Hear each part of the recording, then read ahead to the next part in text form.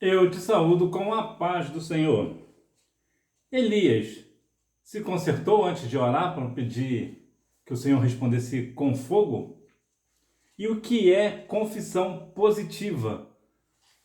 Sobre esse negócio que eu vou falar com você na aula de hoje, Conselhos para uma Vida Autêntica, lição 13 da classe de jovens. Para esta aula, os louvores sugeridos são o número 7, 360 e 577. Antes, porém, de começar a aula, deixa eu mostrar para você a nova revista das lições bíblicas da CPAD, da classe de jovens. Ficou bonita essa capa, né? Deixa nos comentários aí o que você achou dessa capa. Eu achei essa capa muito bonita. Aproveitar também, mostrar para você a nova revista da classe de adultos. Também ficou bonita, mas eu achei a de jovem muito mais bonita. A capa está linda. Texto principal. Se confessarmos os nossos pecados, Ele é fiel e justo para nos perdoar os pecados e nos purificar de toda injustiça. 1 João capítulo 1, versículo 9. Resumo da lição. Na carta de Tiago encontramos importantes conselhos para que tenhamos uma vida cristã frutífera. Eu sei que falar sobre conselhos são coisas que os jovens não gostam muito, né? Eu já fui jovem também, eu também já fui jovem e não gostava muito desse negócio de conselho, né? Por quê? Porque o conselho vai sempre contra aquilo que nós queremos fazer, né? Mas é importante que nós verdadeiramente venhamos ter conselhos bíblicos, realmente estarmos junto com pessoas que possam nos aconselhar de uma maneira correta e edificante para as nossas vidas. É bem verdade que o conselho, aparentemente, logo de início, quando vem de uma pessoa madura, parece ser algo que é contra aquilo que nós queremos fazer e realmente, geralmente é sempre contra aquilo que nós queremos fazer, mas é nesse ponto que nós devemos nos seguir. Por quê? Porque quando alguém fala da verdade para nós é porque quer o nosso bem. Já pensou se toda vez que você quisesse fazer algo errado, uma pessoa dissesse para você, vai sim, faça isso mesmo? É porque a pessoa não se importa com as consequências que vão acontecer com você. Mas quando uma pessoa realmente ama você, quer o teu melhor, ela vai sempre te mostrar um outro caminho. Olha, não faz isso porque não é bem por aí que é o caminho. Então, é importante que nós venhamos realmente ter bons conselhos. E também, outra coisa importante, nós também devemos saber dar bons conselhos.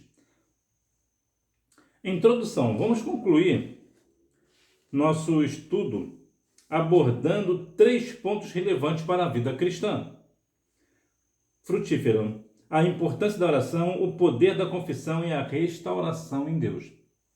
Esses são os 3 pilares que nós vamos falar que eu vou falar com você na lição de hoje. É importante que você fique aqui comigo até o final para você compreender realmente a estrutura da lição de hoje.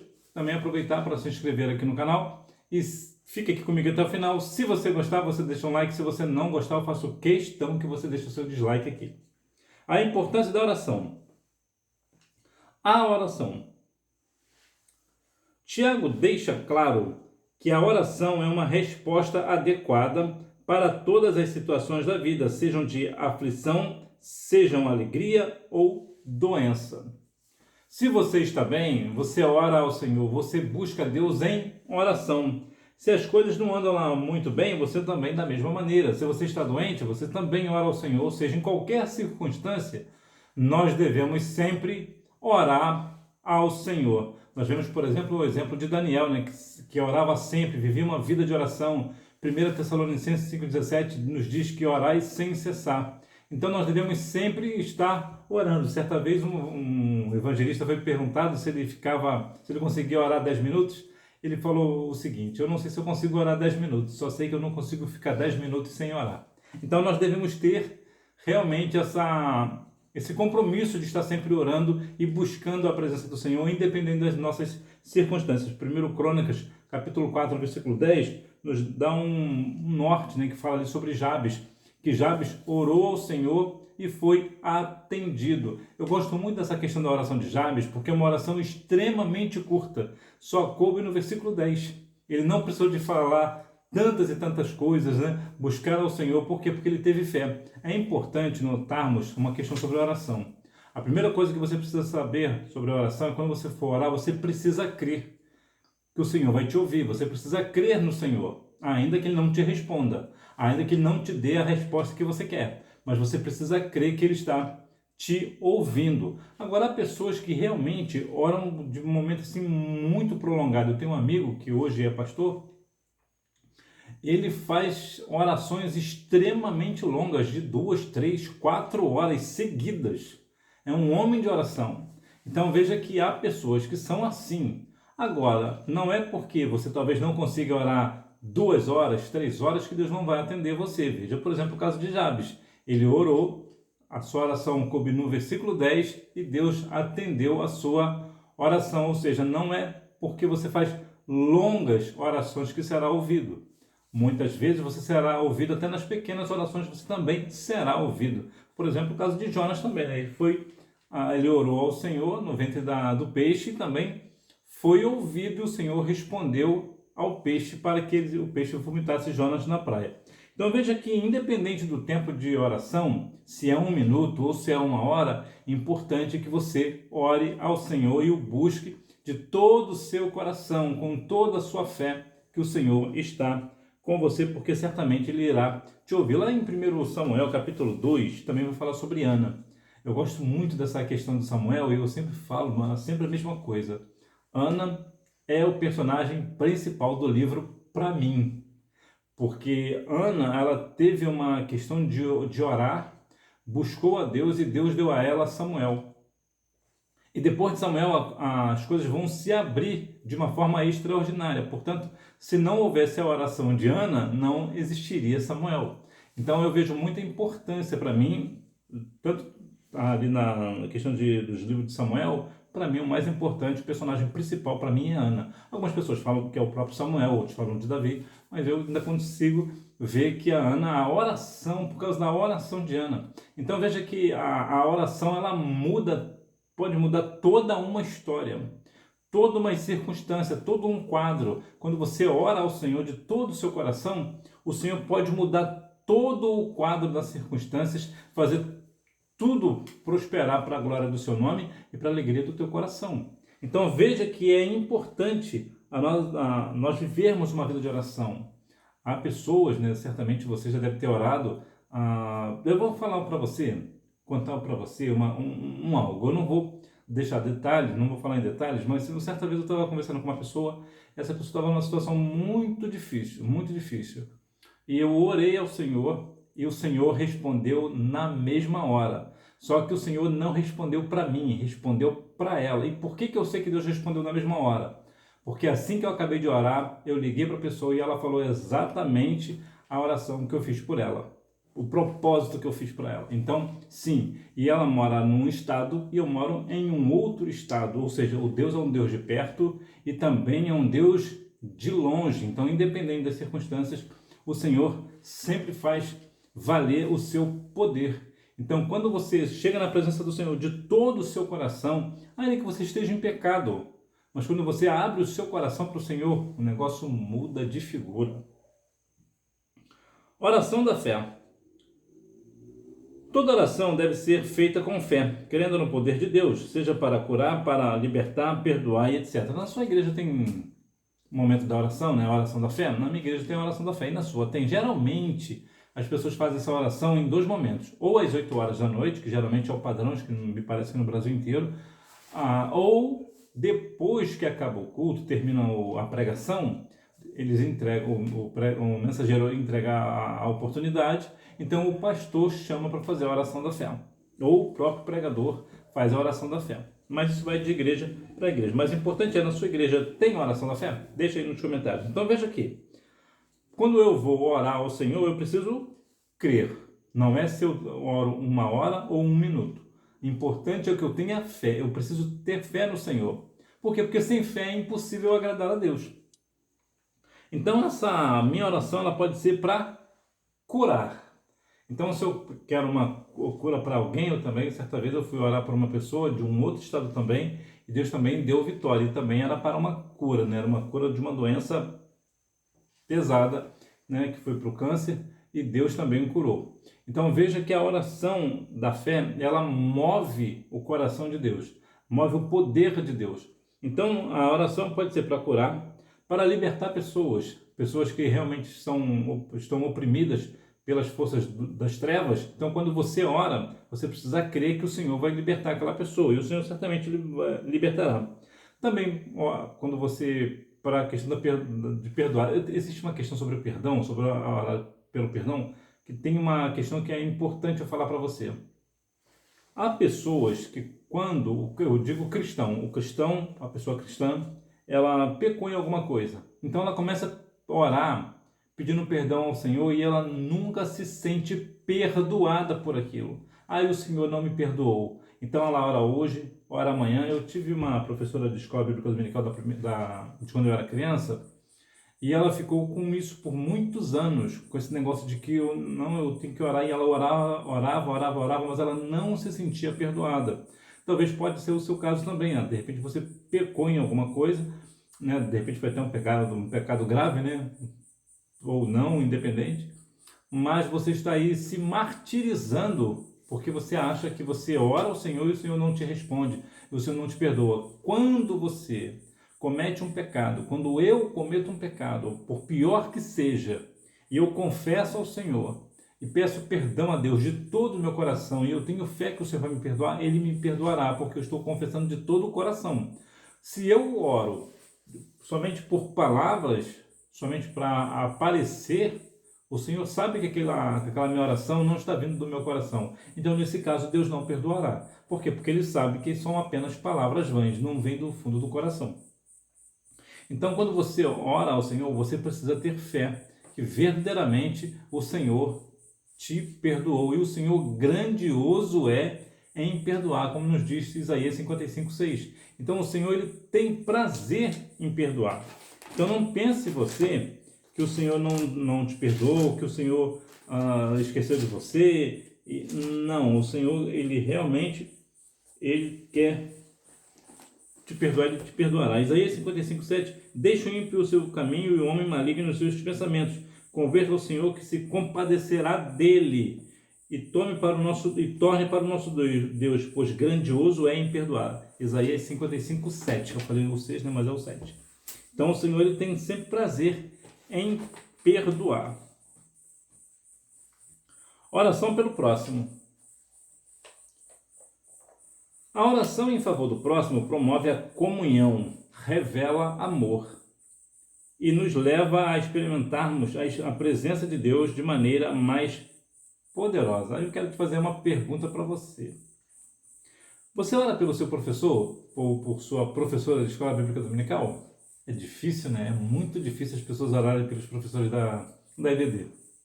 Eu fiquei cerca de uns 20 anos dando aula presencial e eu observava, né, até pelos outros professores também, outras professoras, e eu não lembro assim, de ninguém ter falado, um professor, meu aluno ora por mim, minha aluna, ou ouvi uma aluna ou um aluno orar por um professor específico. Eu nunca vi, eu nunca presenciei. Por quê? Porque parece que o professor da escola, ele parece que ele é muito importante na escola dominical. Fora dali ele não tem nenhuma importância. Então, é a grande pergunta, você ora pelo seu professor? Se você não ora pelo seu professor, pela sua professora, procure começar a orar por ele. Por quê? Ou por ela, né? Porque a oração é um ato de amor. Se você só ora é por quem você quer bem. Se você ora por alguém, é porque você a ama, porque você ama essa pessoa. Então, você tem amado o seu professor? E uma outra pergunta também importante. E você, professor, professora, tem orado pelos seus alunos? Por suas alunas? Da mesma forma, é o que? É um ato de amor. Se você é um professor, uma professora da escola dominical, e você não ora pelos seus alunos, você precisa pensar um pouco mais sobre o ministério que o Senhor te entregou. Aos Romanos 12:7 nos diz que se é para ensinar, que haja dedicação no ensino. E a oração é uma das partes da dedicação. Para você ser um bom professor, uma boa professora, você precisa viver uma vida de oração. E quem é que é o seu alvo de oração? Os seus alunos. Por quê? Porque é ele quem vai ouvir você. São eles que ouvirão você. Então é importante você orar pelos seus alunos e alunas. E você que é aluno, realmente você precisa também orar pelo seu professor e pela sua professora. O poder da confissão. Confissão de pecados. Quando confessamos nossos pecados, primeiramente a Deus e depois a um crente maduro em que confiamos, ou a um líder, abrimos espaço para Restauração espiritual. Eu quero fazer uma pergunta para você muito séria. Você não precisa me responder sobre isso daqui. Você confia no seu líder? Você confia, por exemplo, um segredo ao seu professor da escola bíblica dominical? Você confia nas pessoas? Por que eu digo isso? Porque conheço algumas pessoas cristãs que diz que não confia em ninguém. Inclusive eu tive uma aluna que sempre falava isso, né? Sempre comentava, eu não confio em ninguém. Como é possível uma pessoa estar na presença do Senhor e não confiar no próximo? No seu irmão, no seu amigo, no seu pastor? É uma questão que eu acho muito complexa, né? Claro, cada um vai de cada um. Claro, a pessoa tem todo o direito de não querer confiar numa pessoa, né? Natural. Mas a questão cristã tem muito essa ideia de confiar no próximo. Como é que pode, se eu não confio no meu irmão, na minha irmã, de dentro da casa do Senhor, que professa a mesma fé que eu vou confiar em quem? E sim, nós precisamos confiar. Tem um texto lá em Jeremias 17, que fala, 17:5, né? É isso, Jeremias. Pode lá, no capítulo 18. Jeremias 17:5, não é isso que fala? Assim diz o Senhor, maldito o homem que confia no homem, que faz da carne o seu braço e cujo coração se aparta do Senhor. Esse versículo aqui mesmo. Por conta disso, muitas pessoas dizem que maldito é o homem que confia no outro. Ou seja, se eu confiar em alguém, eu sou maldito. Mas o texto não está falando sobre isso. O texto não fala sobre eu confiar numa outra pessoa. O texto está se referindo especificamente para mim que confio em mim. Eu. Eu não confio no Senhor, eu confio em mim. Eu preciso somente dos meus recursos, eu não preciso da ajuda de Deus. É isso que o texto está falando. Que maldita essa pessoa que confia em si mesmo. É isso que é o ponto. E não que eu não possa confiar no próximo. Muito pelo contrário. Inclusive, Tiago fala sobre a questão de confessar as nossas falhas uns aos outros, né? É claro que você não vai confiar o teu segredo, o teu pecado a qualquer pessoa, né? Você fala hoje e amanhã está no jornal, né? Claro que não. Você vai procurar quem? Uma pessoa madura. E essa pessoa madura geralmente é o pastor, geralmente é uma irmã do círculo de oração, o líder do departamento. Já ouvi muitas coisas de jovens, né? Os jovens chegavam para mim e falavam abertamente. Então tem que ter uma certa maturidade. Você não pode confiar o seu segredo a qualquer pessoa. Isso é uma questão séria, porque você pode ser exposto, né? Ser exposta, já pensou? Dependendo do que você fez. Então são situações muito perigosas. Mas é importante que reconhecer e confessar nossos pecados traz o perdão divino. Lá em Provérbios 28:13, nos fala uma coisa muito interessante, que se a pessoa que encobre as suas falhas nunca prosperará, mas aquele que confessa o pecado e deixa, alcança misericórdia. Até um ditado que as pessoas dizem, né, que quem fala a verdade não merece castigo, né? Então, quando você confessa o seu pecado e deixa, você alcança misericórdia. Então, esse perdão ele vai fazer o que? Esse perdão divino vai restaurar a sua vida física, a questão corporal propriamente dita. Por quê? Porque agora você vai conseguir dormir tranquilo. Você não vai ter mais insônia. Por quê? Porque você se sente perdoado daquilo que você fez. Você sente o perdão de Deus para com a sua vida. O teu emocional fica perfeito, fica equilibrado. E nós sabemos, ainda mais nos dias que vivemos, o emocional sempre foi importante, mas hoje em dia é muito mais importante ainda. Então, pessoas estão se perdendo porque o seu emocional está completamente fora, está completamente desequilibrado. E por essas e outras razões, nós temos tantos jovens indo aí ao psicólogo, por exemplo, para ter um pouco mais da questão emocional equilibrada. E não é pecado você ir ao psicólogo, não há pecado nenhum nesse negócio. Agora, quando você se sente perdoado por Deus, você nem precisa ir ao psicólogo. Por quê? Porque você vai falar ao melhor psicólogo de todos, que é Jesus Cristo. Então, quando você confessa o seu pecado ao Senhor Jesus e Ele vai te ouvir e você se arrepende, Ele certamente te perdoará e sim, a sua vida espiritual também voltará a ser como era. O Senhor Jesus, Ele não vai ficar lançando o seu pecado no seu rosto, ele não lança em rosto. Uma vez que você pede perdão, Ele faz o quê? Ele esquece aquilo. Aquilo acabou, aquele assunto acabou, você está perdoado e agora que você está perdoado, você pode voltar à sua vida espiritual. Por quê? Porque o nosso pecado faz divisão.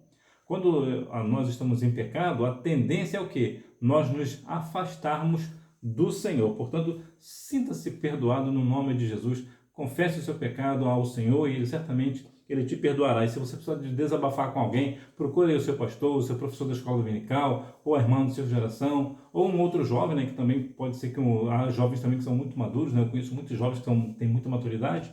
Então, importante que você tire isso dos seus ombros, né? E acaba aí colocando no ombro de alguém também, né? Equilibrar o peso. Cura espiritual e física. A prática regular da confissão e da oração na igreja nos ajuda a manter uma vida saudável e equilibrada, livre do peso do pecado e aberta à intervenção curativa de Deus. Eu quero falar sobre a prática regular da confissão. Isso aqui é uma questão muito importante que eu vou falar para você, mas eu vou falar uma questão aqui um pouco diferente. Se você regularmente confessa o seu pecado, significa o quê? Significa que você está vivendo uma vida de pecado, jovem. E você não foi chamado para esse negócio. Eu discordo completamente desse negócio da prática regular de confissão. Porque se eu confesso o meu pecado sempre, significa que eu estou vivendo uma vida de pecado. E o Senhor não me chamou para isso. Filhinhos, não pequeis, mas se pecar, você tem um advogado justo. Ou seja, eu não vou pecar. Por quê? Porque eu estou no Senhor. É claro que uma hora ou outra eu posso perder meu passo e dar uma escorregada. Sim, acontece. Acontece com todo mundo, aconteceu comigo, vai acontecer com você e pode acontecer comigo hoje, pode acontecer comigo amanhã da mesma forma com você. Agora, quando se fala de regular, o que é regular? A regular é algo que acontece sempre. Então, se sempre eu estou pedindo perdão ao Senhor ou a algum próximo, é porque eu estou vivendo uma vida de pecado. E nós não somos chamados para viver uma vida de pecado, muito pelo contrário, nós somos chamados para vivermos uma vida santa. Então, jovem, você precisa colocar uma régua nesse negócio e começar a pensar, olha, se toda semana eu chego para o meu pastor falando que eu estou em pecado, é porque realmente eu estou vivendo uma vida de pecado, eu preciso parar com esse negócio. Olha, pastor, hoje eu cometi esse pecado, aí daqui a uma semana, ó, pastor, eu cometi aquele outro pecado, o mesmo pecado da semana passada, ou cometi um pecado novo, e vivendo uma vida de pecado, jovem, você não nasceu para esse negócio, não. Então, repreenda no nome de Jesus. Então, portanto, esse negócio aí da prática regular de confissão não é para você. Mas verdadeiramente, quando você confessa o seu pecado ao Senhor, ou ao pastor, ou principalmente com alguém que você pecou, com quem você errou, com quem você ofendeu, aí sim o Senhor ele atua de uma forma mais completa e assim há perdão entre ambos, né? Aí sim, quando há perdão, então realmente há uma plenitude ali da questão cristã. Então, verdadeiramente, o Senhor se faz presente. E, claro, a sua vida espiritual vai voar, né? Não vai nem andar, vai voar. O exemplo de Elias. O exemplo de Elias nos mostra que a eficácia da oração não depende de nossa perfeição, mas da nossa fé e persistência. Mesmo sendo um ser humano sujeito às falhas e fraquezas, Elias confiou no poder de Deus e viu grandes milagres acontecerem, né? Lá em Tiago 5,17 fala que todos nós somos sujeitos às mesmas paixões, né? Veja que exemplo interessante sobre a vida de Elias. Elias teve persistência e nós também devemos ter persistência. Eu te perguntei se o Elias se consertou antes de orar ao Senhor. Por que eu te perguntei isso? Porque é corriqueiro as pessoas dizerem em pregações que Elias, antes de pedir ao Senhor que mandasse fogo, ele se consertou diante de Deus. Isto não é verdade. Elias não estava em pecado. Lá em 1 Reis, capítulo 18, versículo 30, a Bíblia nos fala, a Bíblia diz que Elias consertou o altar do Senhor e não do próprio Elias.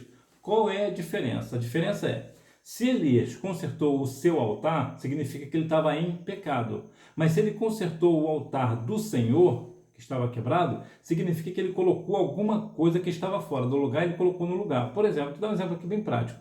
Imagina, por exemplo, que você chegou na igreja e os bancos estão tudo torto. O que você fez? Você foi lá e acertou os bancos. O que você fez? Você consertou o altar do Senhor, ou lá no púlpito, se for o caso, né? Se sentiram mais no sentido literal, né? Você chega lá no ministério, o banco ou as cadeiras lá do ministério está tudo torto. Você vai lá, certo? O que você fez? Você consertou o altar do Senhor. Então, o grande ponto aqui é: Elias não estava em pecado quando orou ao Senhor. Elias não se consertou diante de Deus para chamar, para pedir fogo do céu. Muito pelo contrário, ele estava tão cheio de Deus que ele afrontou os profetas sozinho, debochou deles, fez ousadias, abusou. Põe mais água nesse negócio aí, ó. Põe mais água, mas põe mais água. Você acha que se uma pessoa tivesse em pecado ia ter essa ousadia? Ia ter essa comunhão com o Senhor? Claro que não. Então, Elias não estava em pecado. Não estava em pecado. Então, veja que aqui nós vemos que Elias teve essa persistência. Apesar de ser um homem falho igual eu e você, mesmo você sendo uma menina, isso, claro que significa que você é pecadora e eu também sou pecador, assim como Elias também era pecador. Todos nós somos pecadores, todos nós somos falhos diante do Senhor, mas quando nós temos o mesmo propósito como Elias tinha, de estar na presença do Senhor, viver uma vida de oração, as coisas acontecem, os milagres acontecem, porque quando você está na obediência do Senhor, sim, você viverá o milagre na sua vida. A responsabilidade da restauração, a busca dos que se afastaram. A busca por aqueles que se desviaram exige compaixão e oração para ajudá-los a retornarem à fé. A responsabilidade com a restauração dos desviados revela a importância de viver em unidade e estar ligado ao corpo de Cristo. Buscar aquela pessoa que está desviada. Olha, eu vou falar uma coisa para você. Pensa num negócio difícil. É falar para desviado, pregar para desviado. Eu ouso a dizer que é mais fácil você ganhar um feiticeiro para o Senhor do que um desviado. O desviado ele é muito difícil. Por que ele é muito difícil? Porque ele já vem com uma resistência pronta. Tudo que você disser para ele pela palavra, ele vai falar para você assim, isso eu sei. E vai te dar, na aula de Bíblia, é aquele negócio. Quer te dar um exemplo prático do desviado? O desviado ele é assim, quando ele está na igreja, você dá oportunidade para ele. O que ele faz? Ele pega a Bíblia, geralmente os jovens costumam ter uma certa vergonha, né? E vai falar, o Senhor é meu pastor e nada me faltará, com a Bíblia na frente do rosto, né? Para ninguém ver o rosto dele. Quando ele desvia, ninguém conhece a Bíblia que nem ele. Ele, de repente, ele começa, do nada, ele sabe toda a Bíblia. Você começa a falar alguma coisa, mas ele também, a Bíblia também diz em tal lugar assim, assim, e começa... Ou seja, ele tem uma resistência para tudo que você fala, ele dá uma resposta bíblica. Ainda que ele pegue um texto fora do contexto. Então, ganhar um desviado é muito difícil. Agora, não é porque é difícil que eu não vou buscar. Nós precisamos buscar o desviado. Ah, mas eu não sou pastor, eu não sou líder. Eu tenho que buscar assim também. Mesmo você, até porque muitas vezes um desviado não vai ouvir um pastor, porque talvez foi o próprio pastor que o ofendeu, ou uma irmã de oração, mas pode ser que ele ouça você, porque você é jovem que nem ele, ou você tem uma afinidade com ele ou com ela, né? Talvez seja uma pessoa até de uma certa idade, mais velho do que você, tem idade para ser seu pai, ser sua mãe, mas você tem uma certa afinidade com essa pessoa, então é muito mais fácil conversar com ela. Então nós devemos ter essa responsabilidade da restauração, de chamar, de buscar essa pessoa, né? É ir onde ele está, ou seja, na casa dele, por exemplo. Vai à casa dele num momento propício, num momento que ele esteja aberto, né? E vai conversar com essa pessoa, vai buscar. Olha, estamos sentindo falta de você lá na igreja, você faz muita falta, e começa a conversar, e toma um café, se bem que o café ultimamente tá ruim de oferecer um café para alguém, né? Com o preço que está só, misericórdia. Então o que você faz? Você vai lá, toma um café com essa pessoa, conversa com ela. Então isso é bem importante para trazer aí isso é a pessoa se sentir realmente especial, né? O desviado realmente vai observar que eu sou especial. Existiu na minha igreja um irmão que, curiosamente, foi o irmão que me chamou para ser professor da escola bíblica dominical. Uma vez ele comentou comigo que ele ficou muitos anos desviado, mas muitos anos. Ele comentou comigo que ninguém nunca foi na casa deles conversar com ele a respeito da palavra. Ninguém nunca foi buscá-lo. Então veja, olha que situação. Um homem que ficou tantos e tantos anos desviado, e nunca recebeu uma visita da igreja a qual ele pertencia, que no caso era a minha. Então veja que situação triste. Eu mesmo fiquei desviado há muitos anos e ninguém na minha casa me vê. me visitar, saber se eu estava bem ou não. Então, isso nós não devemos fazer isso. Se uma pessoa se afastou da presença, independente do que foi, o que você vai fazer? Você vai buscar essa pessoa, procurar saber o porquê que ele se afastou. E nós não devemos usar uma frase célebre, né, que nós usamos, né? Jesus errou com você, nós sabemos que Jesus não erra com você, com ninguém. Então, quando você fala isso para alguém, chega a ser ofensivo. Chega a ser ofensivo. Então, o que você faz? O que houve com você que você não tem caminhado mais? Então, você começa a buscar ali algumas razões pelas quais o afastou. Já pensou se de repente foi por causa de você? Já pensou nessa situação?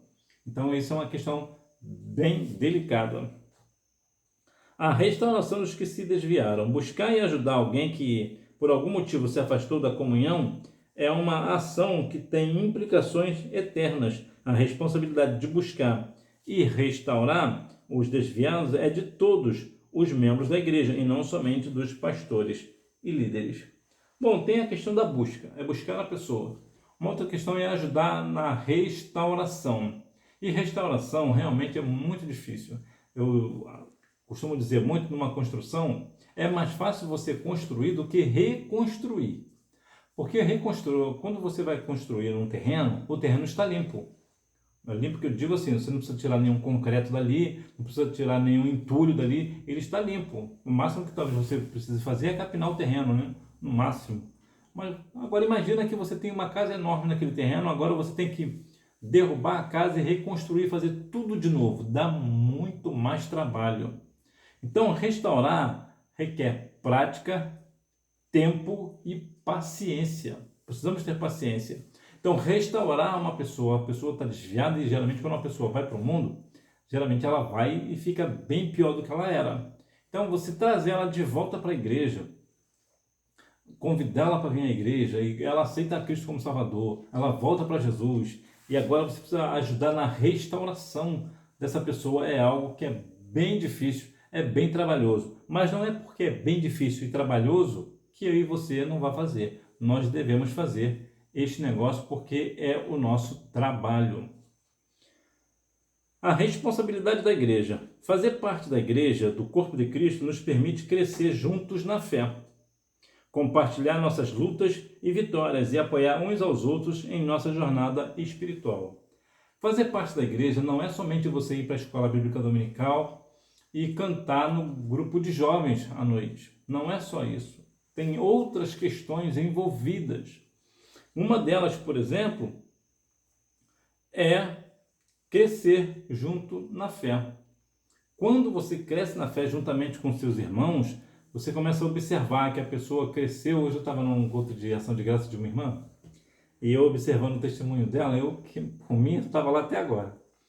E ela falando do que Deus fez por ela, faz com que outras pessoas sejam edificadas na fé. E isso é ser igreja.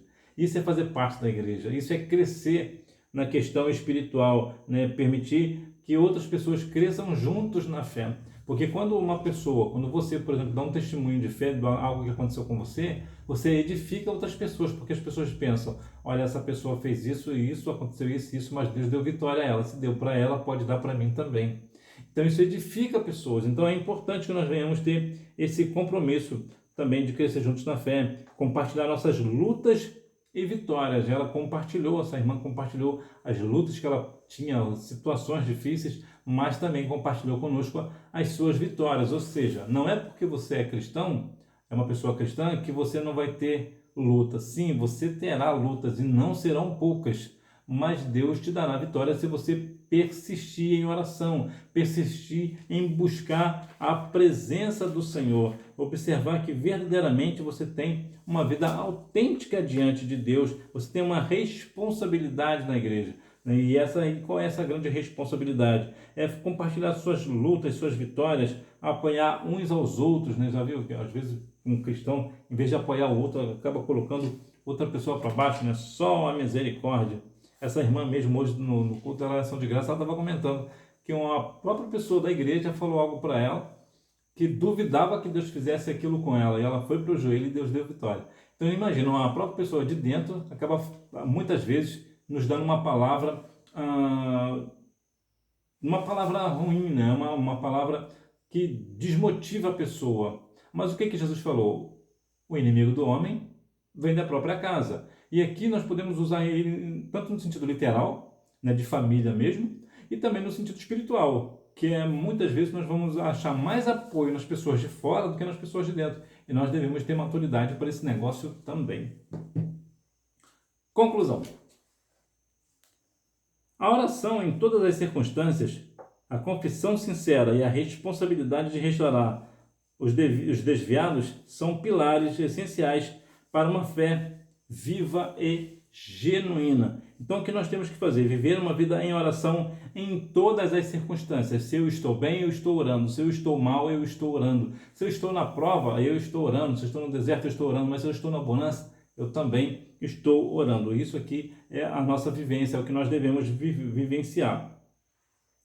Uma confissão sincera. Realmente, se você pecou com um irmão, com uma irmã, o ideal é que você confesse que você pecou e realmente confessa ao Senhor as suas falhas.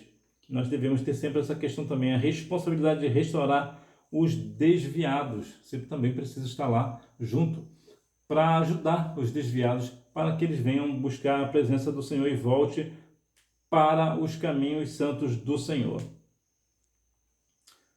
O que é confissão positiva? Por que eu falei sobre isso? Falando sobre essa questão de cura, que você ora e a pessoa cura. E pode ser que você tenha ouvido falar sobre essa questão de confissão positiva. Qual é a diferença de confissão positiva para uma oração da fé, uma oração que cura? Eu vou te falar. Quando quando uma pessoa está enferma e pede para alguém orar, ela crê no poder da oração, isso é fé. Ela tem uma fé que se alguém orar, ela ficará curada. Aí essa pessoa ora, ela pode ficar curada ou não, porque nem todas as vezes que a pessoa demonstra fé, nem sempre ela tem. Às vezes é só da boca para fora. Então, isso é uma oração da fé, não é fé positiva. Agora, o que é fé positiva? É quando uma pessoa, nessa mesma pessoa, agora ela tem essa mesma doença, ao invés dela pedir para alguém orar por ela, ela começa a confessar que está curada. Olha, eu estou curada deste mal, mesmo o mal estando lá. Isso é confissão positiva. É a pessoa confessar algo que não é verdade, confessar que está curada e não está. Então isso é mentira, isso é uma heresia. Então é importante que você fique esperto nesse negócio, porque muitas vezes, às vezes acontece até na Assembleia de Deus, né? Você tem que fazer uma confissão positiva, você tem que falar que você tem pensamento positivo. Olha, crente não tem pensamento positivo, o crente tem fé. É fé que o crente tem, e não confissão positiva e não pensamento positivo. Isso não é para o cristão. Então é importante que você tenha isso no seu coração, não entra nessa história de confissão positiva. Se o mal está lá, o que você faz? Realmente o Senhor ainda não me curou, eu estou com esse problema e realmente Deus ainda não me curou, mas eu tenho fé que Jesus vai me curar. Então o que você faz? Você continua tendo fé, continua orando para que o Senhor te cure, você pede oração, você vai para a vigília, você vai para a monte, você vai para as consagrações, você vai para dentro do seu quarto, você ora ao Senhor, você busca o Senhor em oração, porque você crê que o Senhor vai te curar, ainda que passe um bom tempo, ainda que talvez você não demore tanto, ou talvez que você demore a vida inteira sobre aquela situação e Deus não te dá vitória. Mas na vida inteira orando pela mesma coisa, Deus não dá vitória, por quê? Porque é aquilo ali que faz com que você ore. Porque se Deus tirar aquilo, você talvez pare de orar. Lembra aquela questão de Paulo? O meu poder se aperfeiçoa na fraqueza. Veja que Paulo orava para o Senhor tirar o espinho da carne, mas o que Jesus falou? O que a Bíblia diz? O meu poder se aperfeiçoa na fraqueza. O tipo, continua orando aí, continua me buscando aí, continua com esse espinho na carne aí, você continua orando, me buscando. Então nós devemos ter maturidade, que há situações pelas quais, mesmo nós orando com todo o nosso coração, mesmo nós sendo fiéis ao Senhor, mesmo nós tendo fé que o Senhor vai nos curar, pode ser que por alguma razão que nós não conhecemos, Deus não cure, porque às vezes é um propósito dele mesmo. É uma situação difícil? Sim, é difícil. Veja, por exemplo, Jó, na situação de Jó, só misericórdia. Houve vitória no final? Sim, houve vitória no final, mas olha o tempo que ele ficou passando aquela situação toda. Então, há situações que nós devemos ter muita maturidade para passar por certas circunstâncias, até pelo deboche das pessoas, né? Você não diz que Deus cura? Você está pedindo tanto para Deus curar, você fala que Jesus cura sim, mas que Jesus não tá te curando nada. Então isso realmente vai, às vezes, se você não estiver firme, pode abalar sua fé, mas não deixe isso abalar sua fé. Se alguém debochar de você, continue firme no propósito de orar, porque o Senhor certamente te dará vitória para a honra e glória do nome dele. Hora da revisão. Número 1. Tiago deixa claro que a oração é uma resposta adequada para todas as situações da vida, sejam de aflição, alegria ou doença. Número 2. A oração nos ajuda a manter uma conexão com Deus, permitindo que Ele intervenha e nos guie em todas as áreas da nossa vida. Número 3. A palavra doente, no versículo 14, tem o sentido de fraco ou frágil. Número 4. A confissão de pecados é um passo decisivo para a cura e a restauração. Versículo 16. Número 5. O pecado e a culpa podem causar doenças espirituais, emocionais e físicas, mas a contrição, a confissão e o arrependimento trazem alívio e restauração para o espírito, alma e corpo. E que Deus em Cristo continue abençoando a sua vida. Se você gostou da aula de hoje, deixa o seu like. Se você não gostou, por favor, deixa o seu dislike aí. Se quiser fazer um comentário também, o espaço aqui é aberto para você comentar. E mais uma vez eu te agradeço por você ficar mais um trimestre aqui comigo. E eu, querendo o Senhor, permitindo o Senhor, estarei com você aqui também no próximo trimestre. Que Deus em Cristo continue abençoando a sua vida e que você tenha uma boa aula. Até o próximo trimestre, se Deus quiser. Tchau!